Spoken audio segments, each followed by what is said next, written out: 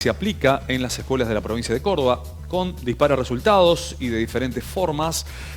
Fue sancionada esta ley allá por el año 2006. Estamos prácticamente a 17 años de su sanción, pero por supuesto los resultados no siempre son los esperados o no existe una uniformidad de criterio al momento de aplicarla en las escuelas. Está en contacto con nosotros Pablo Saavedra, es integrante del equipo técnico del Ministerio de Educación de la provincia de Córdoba. Pablo, bienvenido, ¿cómo estás? Buenas noches, Germán Giachero te saluda.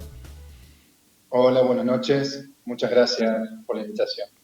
Gracias por recibirnos, Pablo.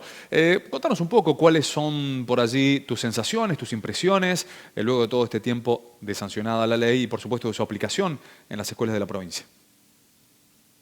Mira, en los últimos años se decía mucho en los medios, en varios lugares, que la educación sexual integral no se estaba aplicando.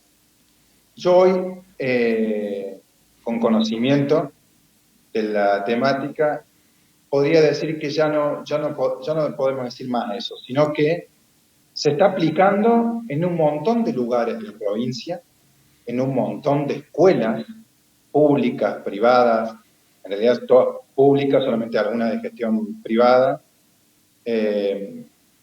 pero no podemos poner todas en la misma bolsa. Podemos poner, como yo lo comparo, con un semáforo. La educación sexual, algunas escuelas están en rojo, significa que poco y nada, en amarillo, como que están entrando, y verde, que hay muchas escuelas con muy buenas experiencias, están trabajando.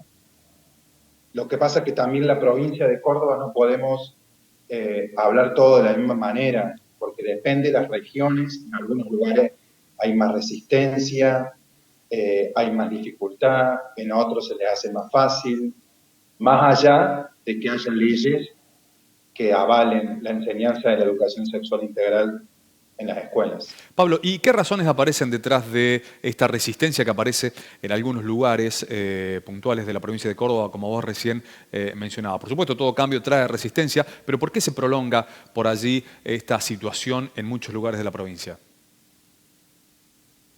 Porque la educación sexual tiene 5 ejes, por lo menos lo que plantea la ley nacional, que son el cuerpo, los derechos, la diversidad, la perspectiva de género y la afectividad.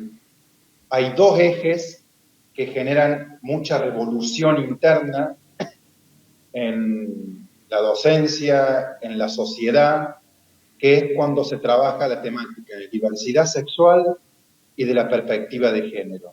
Ahí es como que genera un choque cultural,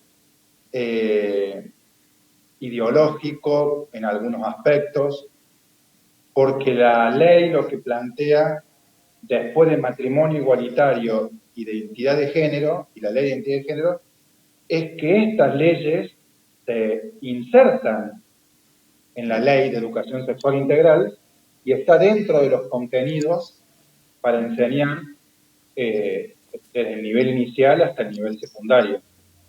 Y ahí es donde, bueno, hay posicionamientos religiosos, personales,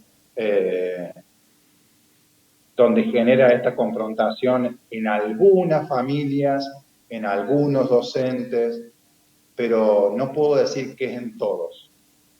Son más las escuelas, La, sí, te quería consultar, son más las escuelas que están en rojo, usando por allí la metáfora de la cual recién hablabas. ¿Están en rojo, están en verde, están en amarillo? ¿Cuál es la situación mayoritaria? y mira, podría decirte que diversidad sexual y perspectiva de género, la escuela a nivel inicial y nivel primaria, son muy pocas escuelas las que se animan a hablar. La escuela secundaria está más aceitada con el tema, se animó a dar la discusión del aborto, cuando el aborto hoy ya es una ley y es un contenido a trabajar. Si tuviéramos que decir, la escuela secundaria, los mismos adolescentes demandan educación sexual integral. Y entonces es como un poco más fácil que los docentes se vean como, bueno, en la obligación de trabajarlo. En el nivel inicial de primaria se trabaja mucho la efectividad, el cuerpo, pero cuando hay que hablarle a niños y niñas sobre la diversidad, mira, te doy un dato importante. Sí. Durante los últimos 3 o 4 años, 5, la mayor demanda del nivel inicial y nivel primario es sobre las niñeces trans.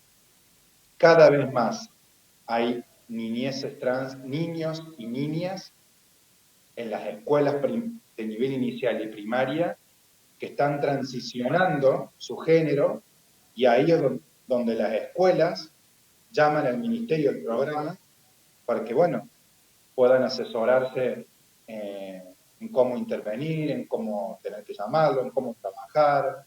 Cada vez más son las demandas en esos 2 niveles sobre esa temática. Bien, ¿y estas demandas no se presentaban anteriormente? Digo, más allá de un contexto legal diferente, de una situación sociocultural también distinta a esta actualidad, ¿o cómo se manejaba en ese sentido?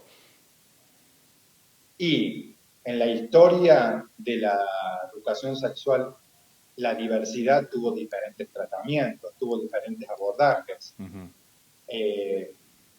No era mirada la transición de género en el nivel inicial y primario como es mirado hoy, bajo la ley de identidad de género.